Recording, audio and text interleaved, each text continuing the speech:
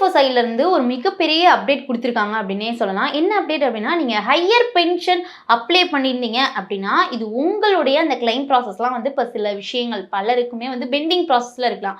அது ஏன் பெண்டிங் ப்ராசஸ்ல இருக்கு? அட் த சேம் டைம் அதுக்காக இபிஎஃப்ஓ ஒரு 4 நடவடிக்கைகளை வந்து இனிமே எடுக்க போறாங்க அப்படின்ற மாதிரி கவர்மெண்ட் சைட்ல இருந்து சொல்றாங்க. அது என்ன மாதிரியான நடவடிக்கைகள் எடுக்க போறாங்க? அட் த சேம் டைம் இப்போ வந்து நம்ம வந்து பெண்டிங் கிளைம்ஸை பொறுத்தவரையும் எல்லாமே வந்து முடிக்கணும் அப்படின்றதுக்காக எந்த ஒரு நியூ டெக்லைனும் அஃபீஷியலாக வந்து அனௌன்ஸ்மெண்ட் பண்ணல. ஆனால் இந்த 4 நடவடிக்கைகளை அவங்க எடுக்க போறாங்க அப்படின்ற மாதிரி சொல்லியிருக்காங்க. ஸோ அந்த 4 நடவடிக்கைகள் என்னென்ன, ஸோ அப்ளை பண்ணவங்க என்ன மாதிரி விஷயங்களை பண்ணணும் அப்படின்றத இந்த வீடியோவில் டீட்டெயிலாக பார்க்கலாம் வாங்க. முதல்ல பென்ஷன் அப்படின்னா எல்லாருக்குமே தெரியும். ஆனால் அந்த ஹையர் பென்ஷன் அப்படின்னா என்னன்னா, எம்ப்ளாயிஸ் பென்ஷன் ஸ்கீம், அதாவது இபிஎஸ் மூலியமாவே எலிஜிபிள் எம்ப்ளாயிஸ்க்கு சில கண்டிஷன்ஸோட ஹையர் வேஜஸ் பேஸ் பண்ணி கான்ட்ரிபியூஷன் செய்கிற ஒரு ஆப்ஷன் வந்து கொடுப்பாங்க அப்படின்னே சொல்லலாம். இதுக்கு அதாவது இந்த ஆப்ஷன் வந்து எப்போ இருந்து கொண்டு வரப்பட்டது, இந்த ஒரு ஆப்ஷனுக்கு முக்கியமான ரீசன் என்ன, யார் கொண்டு வந்தாங்க அப்படின்னா, இந்த ஒரு ஆப்ஷனுக்கு அதாவது இந்த ஒரு ஹையர் பென்ஷனுக்கு ஒரு முக்கியமான பின்னணி யாருன்னா 2022 அதாவது நவம்பர் மாதம் 2022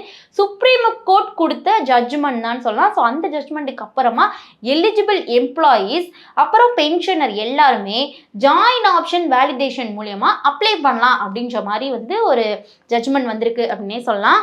ஆனால் அப்ளிகேஷன் பண்ண எல்லாருக்குமே இந்த ஹையர் பென்ஷன் அப்ரூவ் ஆகிரும் அப்படின்ற மாதிரி நான் சொல்ல முடியாது. அவங்களுடைய சேலரி எவ்வளோ, அவங்களுடைய கான்ட்ரிபியூஷன் எவ்வளோ, அதே மாதிரி அவங்க எம்ப்ளாயி ரெக்கார்ட்ஸ் எப்படி இருக்குது அப்படின்ற எல்லா வெரிஃபிகேஷனுக்கு அப்புறம் தான் இந்த ஒரு ஹையர் பென்ஷன் அப்படின்றது நெக்ஸ்ட் லெவலுக்கு போகும் அப்படின்னு சொல்கிறாங்க. ஆனால் சில அப்ளிகேஷன் போட்டவங்க ஸ்டேட்டஸ் மட்டும் பார்த்துட்டு அப்ரூவல் வந்துருச்சு அப்படின்ற மாதிரி போகக்கூடாது.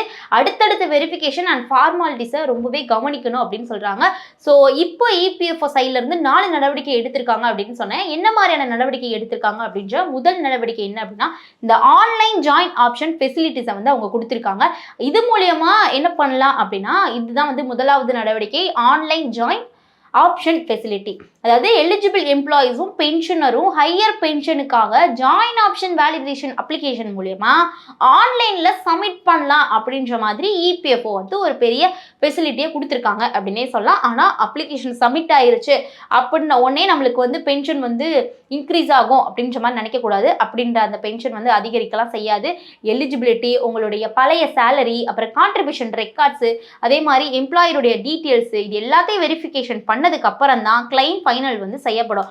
குறிப்பாக உங்களுடைய பழைய ரெக்கார்ட் சரியாக இருக்குதா அப்படின்றத வந்து செக் பண்ணிக்கோங்க. எம்ப்ளாயருடைய இன்ஃபர்மேஷன் மிஸ்மேட்சாக ஏதாவது இருக்குதா அப்படின்றது ரொம்பவே முக்கியம். மிஸ்மேட்சாக இருந்துச்சு அப்படின்னா கண்டிப்பான முறையில் உங்களுக்கு வராமலும் போகலாம், டிலே ஆகிறதுக்கான சான்சஸும் அதிகம். ஸோ அப்ளிகேஷன் சப்மிட் பண்ணிட்டோம் அப்படின்றதுனால உங்களுக்கு ஹையர் பென்ஷன் வந்து அப்ரூவல் ஆகாது அப்படின்றத நீங்கள் வந்து நினைவில் கொள்ளுங்கள். நெக்ஸ்ட் 2வது ஸ்டெப் என்ன அப்படின்னா, அவங்க வந்து 2வது நடவடிக்கை என்ன எடுத்துக்காங்க அப்படின்னா, ரூல்ஸ் படி வெரிஃபிகேஷன் பண்ணணும். அதாவது அப்ளிகேஷனுடைய அந்த ப்ரொவிஷன் பேசஸ் பண்ணி வெரிஃபிகேஷன் ப்ராசஸ் பண்றது ரொம்பவே முக்கியம் அப்படின்ற மாதிரி சொல்றாங்க. அவங்களுடைய சேலரி டீடைல்ஸ், கான்ட்ரிபியூஷன் ஹிஸ்டரி, அப்புறம் எம்ப்ளாயருடைய ரெக்கார்ட்ஸ், இது எல்லாமே எல்லா விஷயத்தையுமே ரூல்ஸ் படி பார்க்கணும் அப்படின்றதோ, பழைய கான்ட்ரிபியூஷன் மிஸ்மேட்ச் இருந்தாலோ இல்லை எம்ப்ளாயிட்ட இருந்து தேவையான டாக்குமெண்ட்ஸ் எல்லாம் வராமல் இருந்துச்சு, தேவையான இன்ஃபர்மேஷன் ஏதாவது வராமல் இருந்தாலும் உங்களுடைய ப்ராசஸ் வந்து டிலே ஆகலாம் அப்படின்னு சொல்றாங்க. ஸோ அதனால இவங்க ரூல்ஸ் படி வெரிஃபிகேஷன் பண்ண ஸ்டார்ட் பண்ண போறாங்க. So eligibility verification, contribution verification, எம்ப்ளாயருடைய வெரிஃபிகேஷன், எம்ப்ளாயருடைய கான்ட்ரிபியூஷன், இது எல்லாமே பல ஸ்டேஜஸ் தான் வந்து நடக்க போகுது, பல ஸ்டேஜஸ் இருக்கும் அப்படின்ற மாதிரி சொல்றாங்க. இதனால தான் சில அப்ளிகேஷன்ஸ் கிளைம் ப்ராசஸ் வந்து மற்றவங்களை விட அதிக நேரம் வந்து மேபி எடுத்துக்கலாம்னு சொல்றாங்க. ஸோ இந்த ஒரு வெரிஃபிகேஷன் ரொம்பவே ரூல்ஸ் படி ரொம்பவே ஸ்ட்ரிக்டாகவும் நடக்க போகுது இபிஎஃப்ஓ சைட்ல இருந்து. 3வது நடவடிக்கை என்ன அப்படின்னா, ரீஜனல் இபிஎஃப் ஆஃபீஸ்க்கு இன்ஸ்ட்ரக்ஷன், அதாவது ஹையர் பென்ஷன் கிளைம்ஸ் எல்லாமே டைமுக்கு டிஸ்போஸ் பண்ணணும் அப்படின்றதுக்காக ரீஜனல் இபிஎஃப் ஆஃபீஸர்ஸ்க்கு சில இன்ஸ்ட்ரக்ஷனை வந்து கொடுக்குறாங்க அப்படின்னே சொல்லலாம். கிளைம்ஸ் வந்து வெரிஃபிகேஷனாக இருக்கட்டும், ப்ராசஸிங்காக இருக்கட்டும், இது எல்லாமே ரீஜனல் ஆஃபீஸில் இருக்கிறதுனால பெண்டிங் கேசஸ் மற்றும் இந்த டாக்குமெண்டேஷன் இல்லை இந்த எம்ப்ளாயருடைய வெரிஃபிகேஷன் எல்லா ரீசன்னால ரொம்பவே டிலே ஆகுது. ஸோ டிலே ஆகுற அந்த கிளைம்ஸை வேகமாக ப்ராசஸ் பண்ணுறதுக்காகவே இந்த ஒரு மானிட்டரிங் ரொம்பவே ஹெல்ப்ஃபுல்லாக இருக்கும். ஸோ நீங்கள் போய் இன்ஸ்ட்ரக்ஷன் கொடுங்க அப்படின்ற மாதிரி சொல்கிறாங்க. குறிப்பாக எந்த கிளைம் எந்த ரீசன்னால பெண்டிங்கில் இருக்குது அப்படின்றத ஐடென்டிஃபை பண்ணி கரெக்டான ஆக்ஷன் எடுங்க அப்படின்ற மாதிரியும் ரீஜனல் லெவல் மானிட்டரிங் ரொம்பவே முக்கியமான இருக்கு அப்படின்றதுனால இபிஎஃப்ஓவே வந்து ரீஜனல் ஆஃபீஸஸ்க்கு இன்ஸ்ட்ரக்ஷனை கொடுக்குறாங்க அப்படின்னே சொல்லலாம். ஸோ இபிஎஃப்ஓஸ்லேருந்து சில ஆஃபீஸஸ் வந்து இந்த ரீஜனல் ஆஃபீஸ்க்குலாம் வந்து வரலாம். ஸோ அவங்க வந்து மானிட்டர் பண்ண போறாங்க அப்படின்ற மாதிரி சொல்றாங்க. 4வது நடவடிக்கை என்ன அப்படின்னா, ஜோனல் அண்ட் ரீஜனல் ஆஃபீஸஸோட ஒரு ரெகுலரான வீடியோ கான்ஃபரன்ஸை நடத்தி அப்ளிகேஷன் ப்ராசஸ் எல்லாம் எல்லாத்தையும் ரிவ்யூ பண்ணணும் அப்படின்ற ஒரு ப்ராசஸ் தான் வந்து நெக்ஸ்ட் ஸ்டெப்பா இருக்கு அப்படின்னே சொல்லலாம். அதாவது regular video conference monitoring. So எந்த ஆஃபீஸில் பெண்டிங்கில் அதிகமாக இருக்குது, எந்த ஸ்டேஜில் டிலே இருக்குது, அப்புறம் எந்த கேசஸில் வந்து அடிஷ்னல் வெரிஃபிகேஷன்லாம் தேவைப்படுது அப்படின்றத மானிட்டர் பண்ணணும் அப்படின்ற மாதிரி இபிஎஸ் நெக்ஸ்ட் ஒரு ஸ்டெப் எடுக்க போகிறாங்க.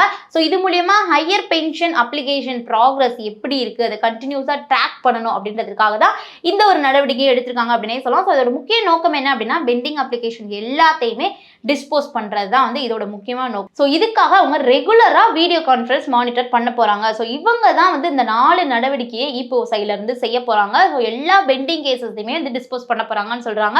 ஸோ நெக்ஸ்ட் வந்து ஒரு முக்கியமான விஷயம் என்ன அப்படின்னா, 99.2% அதாவது 99.2% வரையும் டிஸ்போஸ் பண்ணிட்டாங்களாம் எல்லா அப்ளிகேஷனையும். ஸோ இந்த மாதிரி ஒரு இன்ஃபர்மேஷனையும் இபிஎஃப்ஓ சைட்லேருந்து சொல்கிறாங்க. அதாவது 2026 மார்ச் நிலவரப்படி இபிஎஃப்ஓ பெற்ற அப்ளிகேஷன்ஸ், இபிஎஃப்ஓ வந்து எந்த மாதிரியான அப்ளிகேஷன்லாம் வந்து எத்தனை அப்ளிகேஷன் வாங்கினாங்களோ அதில் 99.2%க்கும் மேலே அப்ளிகேஷன் எல்லாமே நாங்கள் டிஸ்போஸ் பண்ணிட்டோம் அப்படின்ற ஒரு இன்ஃபர்மேஷனே சொல்கிறாங்க.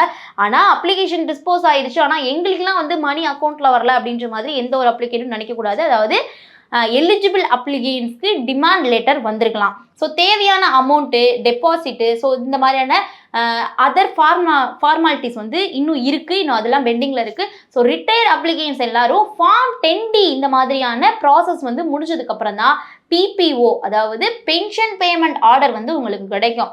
ஸோ கிளைம் டிஸ்போஸ் ஆனதுக்கு அப்புறம் சில ஸ்டெப்ஸ் எல்லாம் இருக்கலாம். ஸோ உடனே வந்து அமௌண்ட் டெபாசிட் ஆகணும், அமௌண்ட் வரணும் அப்படின்ற மாதிரி யாரும் நினைக்கக்கூடாது. ஸோ இன்னொரு முக்கியமான அலர்ட் என்ன அப்படின்னா, நியூ டெக்லைன் எதுவுமே இல்லை. அதாவது இந்த அப்டேட்டில் ஒரு முக்கியமான விஷயம் இதுதான், பெண்டிங் ஹையர் பென்ஷன் கிளைம்ஸ் பண்ண எல்லாத்துக்குமே ஒரு கிளியரான ஒரு நியூ நேஷனல் வைடு டெக்லைன்றது கவர்மெண்ட் சைட்லேருந்து எந்த ஒரு அஃபீஷியலான அனௌன்ஸ்மெண்ட்டும் இன்னும் வந்து அனௌன்ஸ்மெண்ட் பண்ணல அப்படின்னே சொல்லலாம். ஸோ சுப்ரீம் கோர்ட்டோடைய அந்த டைரக்ஷன் டைம் பவுண்ட் மேனர்ல இம்ப்ளிமெண்ட் பண்றதுக்கு இபிஎஃப்ஓ இந்த ஒரு நடவடிக்கைகள்லாம் எடுத்துட்டு இருக்காங்க அப்படின்னே சொல்லலாம். ஸோ ரீஜனல் ஆஃபீஸர்ஸ் இன்ஸ்ட்ரக்ஷனாக இருக்கட்டும், ரெகுலர் வீடியோ கான்ஃபரன்ஸாக இருக்கட்டும், அந்த ரிவ்யூஸாக இருக்கட்டும், இது எல்லாத்தையும் எடுக்க போறாங்க.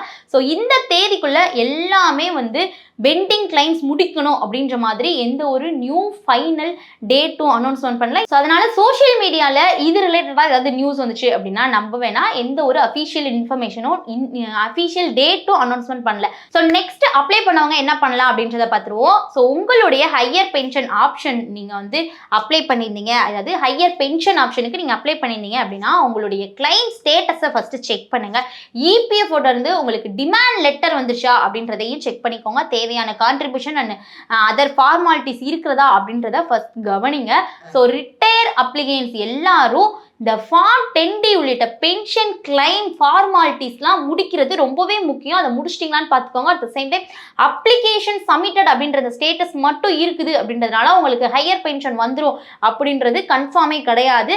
ஸோ அந்த மாதிரி நீங்கள் நினைக்க வேணாம். Final approval and pension payment verification next formalities எல்லாத்தையும் கம்ப்ளீட்டாக பண்ணதுக்கு அப்புறம் தான் வந்து உங்களுக்கு அடுத்தடுத்த லெவலுக்கு போகும். டிமாண்ட் லெட்டர் வந்துருந்துச்சு அப்படின்னா அதில் குறிப்பிட்ட ரெக்யூட்மெண்ட்ஸை கவனமாக வந்து ஃபாலோ பண்ணுறது ரொம்பவே இம்பார்ட்டன்ட். உங்களுக்கு டிமாண்ட் லெட்டர் வந்துச்சா அதில் என்ன மாதிரியான ரெக்யூட்மெண்ட்ஸ் கொடுத்துருக்காங்க அப்படின்றதெல்லாம் பார்த்துக்கோங்க. ஓவராலாக ஹையர் பென்ஷன் கிளைம்ஸை ஸ்பீடப் பண்ணுறதுக்கு இபிஎஃப்ஓ அந்த 4 நடவடிக்கை எடுக்கிறாங்க. ஒன்று, ஆன்லைன் ஜாயின் ஆப்ஷன் ஃபெசிலிட்டிஸை வந்து கஸ்டமர்ஸ்க்கு, அதாவது அப்ளை பண்ண எல்லாத்துக்குமே வந்து அந்த ஃபெசிலிட்டிஸை கொடுக்குறாங்க. நெக்ஸ்ட் ரூல்ஸ் படி வெரிஃபிகேஷன் ப்ராசஸ் பண்ண போகிறாங்க. அதுக்கப்புறம் ரீஜனல் இபிஎஃப் ஆஃபீஸ்க்கு டைம்லி டிஸ்போசல் பண்ணக்கூடிய இன்ஸ்ட்ரக்ஷனை கொடுக்க போகிறாங்க. ஜோனல் அண்ட் ரீஜனல் ஆஃபீஸுடைய வீடியோ கான்ஃபரன்ஸ் பண்ணி மானிட்டர் பண்ணி ரிவ்யூ பண்ண போகிறாங்க. ஸோ இதுதான் வந்து இபிஎஃப்ஓ சைட்லேருந்து எடுக்க போகிறாங்க. அதனால் அப்ளை பண்ணவங்க உங்கள் கிளைம் ஸ்டேட்டஸ் என்ன, டிமாண்ட் லெட்டர் வந்துருச்சா, டிமாண்ட் லெட்டரில் என்ன மாதிரி ரெக்யூர்மெண்ட்ஸ் இருக்குது அப்படின்னு செக் பண்ணிவிட்டு அடுத்தடுத்த ஃபார்மாலிட்டிஸை கவனமாக ஃபாலோ பண்ணுங்கள். ஸோ இபிஎஃப் அந்த 4 நடவடிக்கை எடுக்கிறனால நம்மளுக்கு, அதாவது ஹையர் பென்ஷன் அப்ளை பண்ணவங்களுக்கு சீக்கிரமாக வந்துடும் நினைக்கிறீங்களா? நீங்கள் ஹையர் பென்ஷனுக்கு அப்ளை பண்ணினீங்களா? என்ன மாதிரியான ப்ராசஸ்ல அப்ளை பண்ணியிருந்தீங்க, இதை பத்தி உங்களுக்கு முன்னாடியே தெரியுமா அப்படின்ற உங்களுடைய கருத்துக்களை மறக்காம கமெண்ட்ஸ் சொல்லுங்க. மோர் இன்ஃபர்மேஷனுக்கு நம்ம சேனலை ஃபாலோ பண்ணிக்கோங்க. சென்னை மற்றும் கோயம்புத்தூர்ல நடந்த ஈடி தமிழுடைய பவர் ஆஃப் வெல்த் நிகழ்ச்சிக்கு மிகப்பெரிய ஒரு ஆதரவை நீங்க கொடுத்தீங்க. நெக்ஸ்ட் வந்து நம்ம துபாயில இந்த நிகழ்ச்சியை நடத்த திட்டமிட்டு இருக்கோம். செப்டம்பர் மந்த் வந்து நடக்க போகுது. இந்த நிகழ்ச்சியில நீங்க பார்ட்டிசிபேட் பண்ணணும் அப்படின்னு விரும்புனீங்க அப்படின்னா கீழே இருக்கக்கூடிய கூகுள் ஃபார்ம்ல உங்களுடைய நேம், அப்புறம் உங்களுடைய மொபைல் நம்பர், இமெயில் ஐடியை வந்து நீங்க கொடுங்க. எங்க டீம் வந்து உங்களை கான்டாக்ட் பண்ணுவாங்க.